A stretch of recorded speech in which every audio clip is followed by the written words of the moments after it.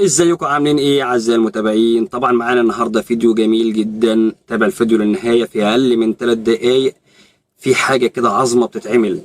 الفنان احمد مدحت بيعمل عظمه النهارده، حاجه كده حرفيا جميله جدا بامانه. تابع الفيديو للنهايه وما تنسانيش بالاعجاب ومتابعه للصفحه عشان تسمع مني كل جديد بنزله. طبعا الفنان احمد بيعمل حاجه كده عظمه بامانه. طبعا زي ما احنا شايفين قدامنا هو كده رسم الرسمه بتاعته، بس طبعا لسه في النهايه انت لسه ما خدتش بالك في الاخير ايه اللي هيحصل. في الاخير طبعا يا جماعه اللي هيحصل حاجه كده بجد عظمه بامانه.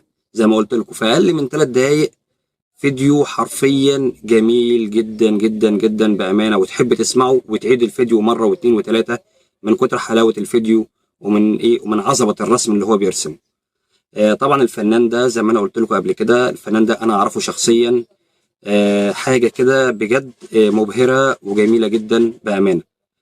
طبعا زي ما احنا شايفين قدامنا هي دي عربيه، تمام، بس من الطراز القديم من ايام الملك فاروق والايه والشغل الجامد ده.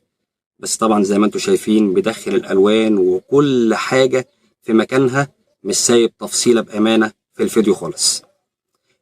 طبعا زي ما قلت لكم في كل فيديو لازم نعود لساننا على ذكر الله سبحانه وتعالى، وما ننساش دايما الصلاة على الحبيب النبي صلى الله عليه وسلم.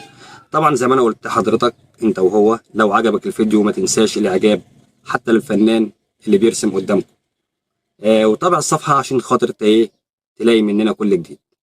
طبعا هي الرسمة قدام منك اهي، حرفيا كده يا جماعة شغل جامد وعظمة بأمانة.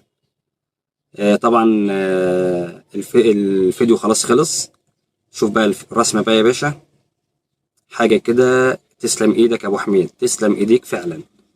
اقسم بالله قسما بالله انت فنان.